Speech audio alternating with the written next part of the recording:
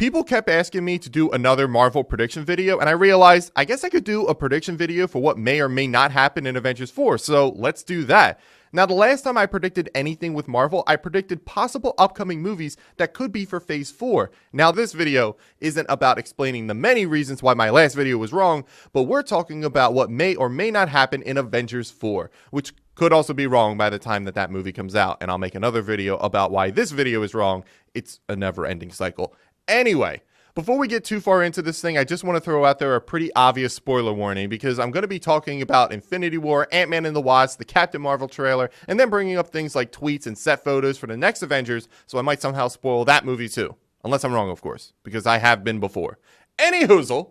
A popular topic at the moment for Avengers 4 is what the title of the movie might be. Originally, when announced, Avengers Infinity War was going to be called Avengers Infinity War Part 1 and 2, which I honestly hated because it implies an incomplete story. Now, I could get into why I feel that Infinity War is a complete movie with a beginning, middle, and end, but I should make some effort to keep this video at a reasonable length. So when the Russo brothers took over the directing position for the two films, they decided to axe the Part 1 and 2 from the title and call Avengers 3 Avengers Infinity War and Avengers 4 something else.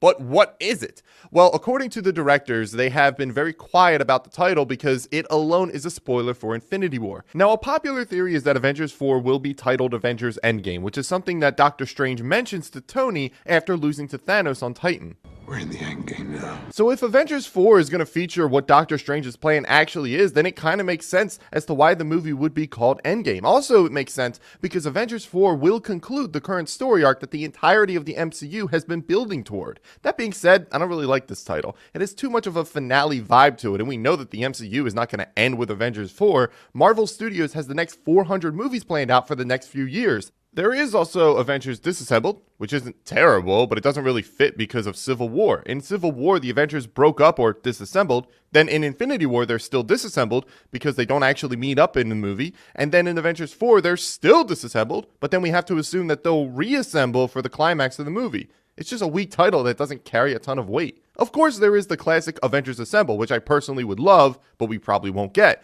When the first Avengers came out in 2012, the official title for the movie was Marvel's The Avengers.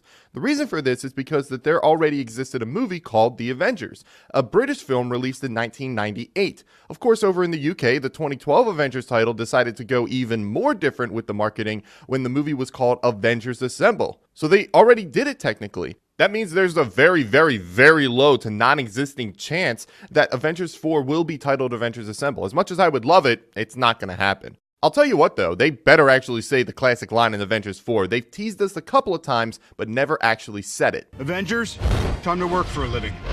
Avengers!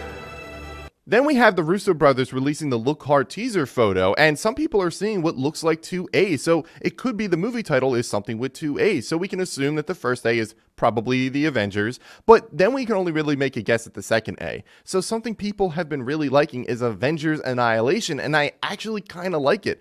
Annihilation could be referencing the snap or Everybody Does Stink, but as fans, we don't exactly know what to call this event. We've only been referring to it as the snap or the dusting, but what is the actual canon term for what they call it in the movie? Maybe the film refers to it as the Annihilation, so this title actually makes a lot of sense. Also, there are rumors that it could be in reference to the villain Annihilus. Now, it's possible that Annihilus might be a force in the film, but I think that this movie would serve more as a finale to the Infinity War arc than throwing in a whole new villain who may or may not be stronger than Thanos. A tease for the future in like a post-credit scene? Now that, maybe, but then it doesn't exactly warrant an entire movie to be named after you if you're just going to show up in the post-credits.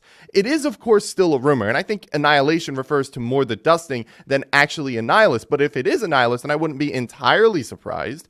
I would just be worried that Marvel Studios is too eager to overshadow their greatest villain to date and run the risk of making an already packed movie even more packed. Let's just stick with Thanos and the Infinity War arc. There is also the most recent rumor of The Last Avenger. Now, there are two things to pull from this. Looking at it in the literal sense, it means that there will at some point be one Avenger, and that person will be the last one. So does it mean that everybody will eventually die at some point? Are the Avengers toast after this? Will we even get another Avengers movie after this one if there are no more Avengers? Now, the other thing to take away from this is how The Last Avenger goes with the subtitle for the first Captain America film, which is The First Avenger. So is this referencing Cap himself as the first and the last Avenger?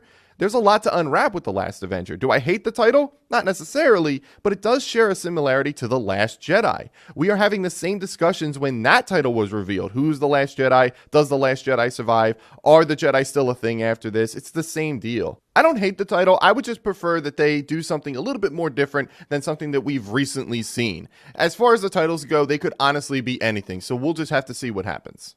Moving on from the title, we also have to think about the current state of things. Like, half of everybody just got erased. How did the world react to it? Avengers 4 is the only movie that takes place after the events of Infinity War. Ant-Man and the Wasp took place either directly before or during Infinity War. Captain Marvel is set in the 90s, and then we get to Avengers 4. So we have yet to see how the world really reacted to this crazy event. Now, hopefully, we aren't just picking up directly after Infinity War. And I say hopefully because I want to see how the world has been affected by this. How did it settle in after a year? How did the government handle things? What's the mindset of our heroes? Is the world just more of like a post-apocalyptic set? If we continue to assume that these movies take place roughly at the same time as when they're released, then this movie takes place a year after Infinity War. So what happens in that year? You also have to consider who we lost and how it affects those we didn't lose. For example, we lost Spider-Man, so who does that affect? It affects Aunt May, who is an obvious person because she just lost basically her son. And she knows Peter is Spider-Man. We see that at the end of Homecoming.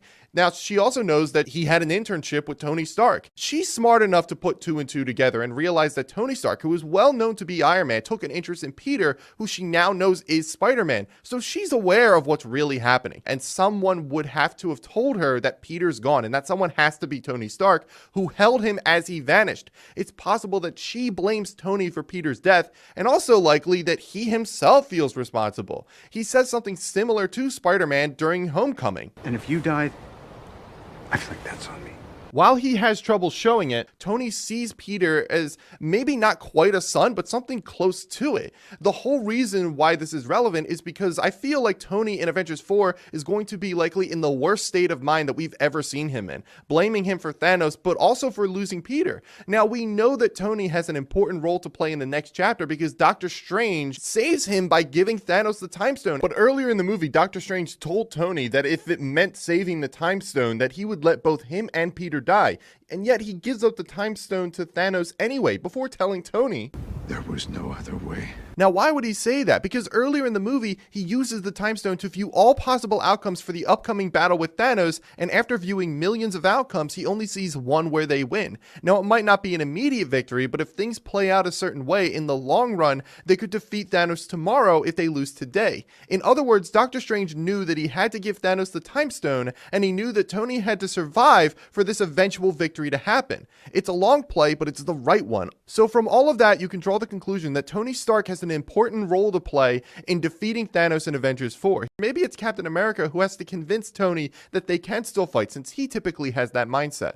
Speaking of Cap, I wouldn't be surprised if he is dealing with a lot himself. Having lost his two closest friends in Bucky and Falcon, he might feel more alone now than ever before. The reuniting with Tony never actually happened in Infinity War, so we still have that to build toward. Also, Cap is technically still a fugitive from the US government. Secretary Ross probably didn't appreciate Rhodey refusing to arrest him when he asked him to, but also Ross himself, I feel, will be a presence in this film too. Not only to serve as a proxy for the mindset of the government, but he also lost his daughter Betty to the snap. And I know this because the Russo brothers revealed side characters not in the movie who did die. Betty Ross was one of the casualties. It's also how I know Aunt May is still alive. Now, Betty's death could mean one of two things for Ross. He's either going to hate Cap even more for not being able to save her, or it's going to motivate him to look past everything and either bring an end to the Sokovia Accords or simply be cool with Cap to let him do what he needs to do to bring her back. Betty's death might also affect Bruce Banner, who at one point loved her in the Incredible Hulk movie. Now, Bruce has an interesting arc himself because of his weird standing with the Hulk.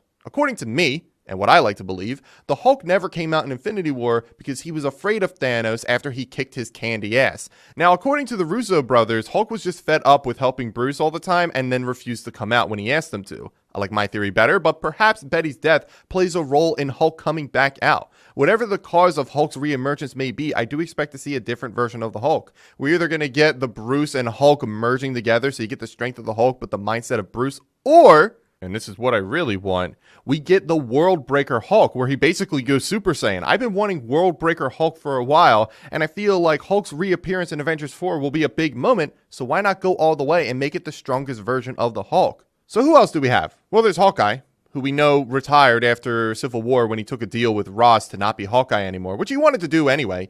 The thing is, remember that list of dusted people that the Russos put out? Well, Hawkeye's whole family is dead now. This will certainly motivate him to get back out there, but you're going to be seeing a much different Hawkeye. There were rumors for a while that Jeremy Renner would be playing Ronin, a different and grittier version of Hawkeye, when he was spotted on set with a black and yellow costume similar to Ronin's. Not Ronin the Accuser, this is a different Ronin. Yes, the Marvel Universe is a little confusing. So then there's Thor, who lost his father, had to kill his sister, play a role in the destruction of his home, then got his ass handed to him by Thanos and had to watch him as he killed half of his surviving people, his brother and his best friend. And then he had to make a new hammer to kill Thanos, but then failed at that because he got too cocky and then half the universe died. So basically, Thor could blame himself for indirectly allowing Thanos to get the snap off. Shuri is likely the new ruler of Wakanda after her brother's death, which means that she might be the new Black Panther, although Killmonger did destroy the purple plant thing, so maybe she carries the mantle minus the superhuman strength. Pepper Potts is still alive, which is good because I don't think it would be great for Tony to lose everyone in his life that he cares about.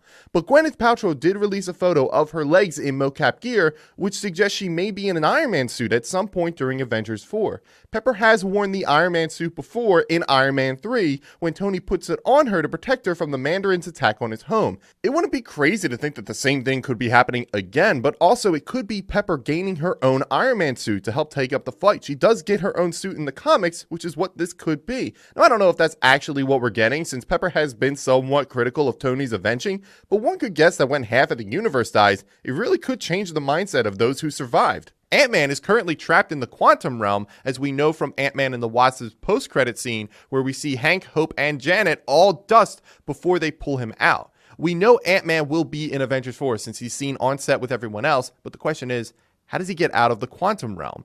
No one on the outside knows that he's in there, so he's likely going to get himself out somehow. There's a theory that he's going to use a time vortex, which is something that Janet mentions in Ant-Man and the Wasp, and by chance ends up in the past, likely at the Battle of New York, where he meets up with the other Avengers. But then it starts to get weird, because what are the odds of him traveling back to a place where other current day versions of characters are also traveling back through time to get to? We'll talk about all that a little bit later, but Ant-Man eventually gets out of the quantum realm, and he does it because a magic plot boat arrives and rides him to the set of Avengers 4. There's a lot of things to consider when thinking about the current state of things for our heroes, but how does this plot move forward? Now, in the comics, please don't quote me on any of this because I'm paraphrasing what I already know, and I really don't feel like looking up how accurate I actually am. But eventually, the surviving Avengers from Thanos' earlier snap are able to get the gauntlet away from Thanos. Specifically, Nebula is able to get close and take it. She gives it to Adam Warlock, who reverses time, and the full force of the Avengers team up to take out Thanos before he can collect the stone and snap his fingers. I don't know if we're going to get the same outcome, but Nebula did survive the snap, so seeing her be the one that takes the gauntlet away from Thanos is a possibility. Now, Adam Warlock isn't in the MCU yet, although with the current state of Guardians 3 up in the air, who knows if he ever will be. It does appear that Captain Marvel will be in that role anyway, as Avengers Infinity War clearly set her up as the savior for the MCU. Speaking of Captain Marvel, her movie is the next movie to come out, but I feel like that movie is going to more serve to introduce her to the universe than it is to serve as a build-up for the next Avengers movie. It's not going to exactly be an origin story. I mean, that story is going to be told through the use of flashbacks, but this movie is going to be used to educate the audience on the character before she comes in and saves everyone. Now, if anything, we might get a post-credit scene of her receiving Nick Fury's SOS page that he gives at the end of Infinity War. In Avengers 4, we'll likely see Captain Marvel go toe-to-toe with Thanos, but at some point, time is going to roll back. There are set photos of a present-day Tony Stark with Ant-Man and a 2012 Captain America during the Battle of New York from the first Avengers. So this is where I get a little confused, because why are they there? Now, Ant-Man, Tony Stark, and Captain America are all seen having these identical devices on their hands. It could be a special friendship wristband, but far more likely it's that the device is used to travel back in time. I feel like a good amount of time travel is going to be featured in this film, and I can't help but shake the feeling that those wrist devices have something to do with it. While the use of the time stone would be the easiest way to time travel, I also could guess that Ant-Man's container of quantum energy that he gathers in his post-credit scene, plus Rocket's tinkering, plus Tony, plus Bruce, plus Shuri, that it wouldn't be very far-fetched to think that they could create some kind of time travel thingy-mabob. Now, why they feel the need to travel back to the Battle of New York, that I don't know. I mean, it's possible that they could have gone back to where they feel it all started with Loki's attack, but I just feel like defeating Thanos at that point in time would just undo the next 10 or so movies, and then the timeline is all messed up, and that's some Fox level shit.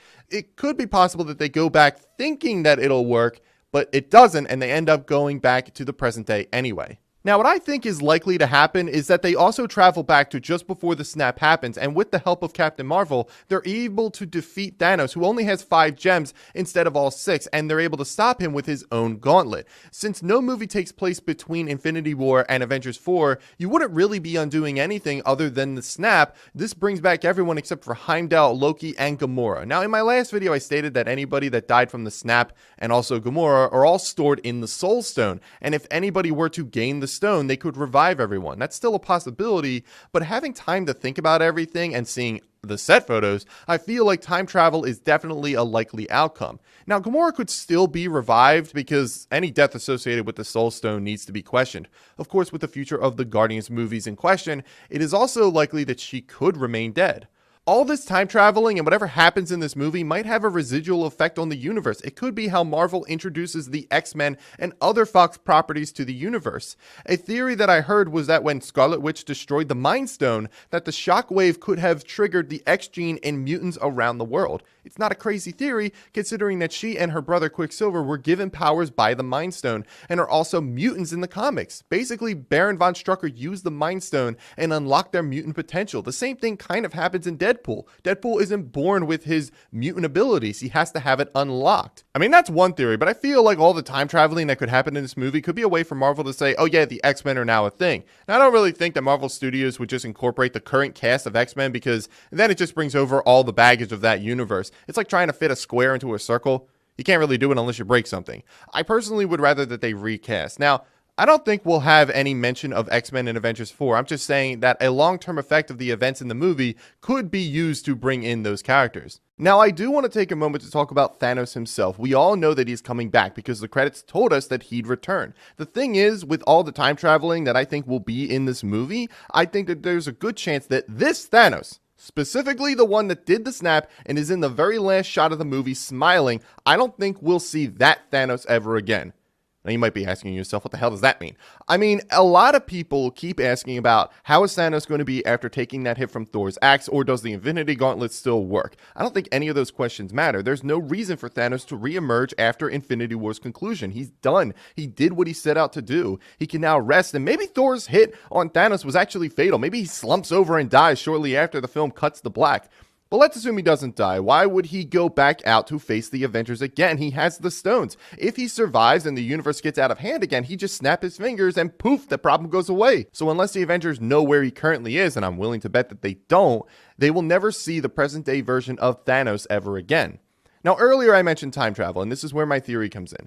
If the Avengers ever do see Thanos again, it will be at some point before the snap happens. You'll see a much more prepared Avengers by the time Thanos arrives on Earth, or maybe we get a much earlier version of Thanos. Maybe the Avengers go back to the Battle of New York and immediately go through the portal to find the Thanos of that time. If we see Thanos again, I'm willing to bet it's going to be an earlier version of him, but it's not going to be any later than the actual snap itself. Now, finally, we need to talk about who's going to die. Chris Evans put out a tweet that really hints that he is done.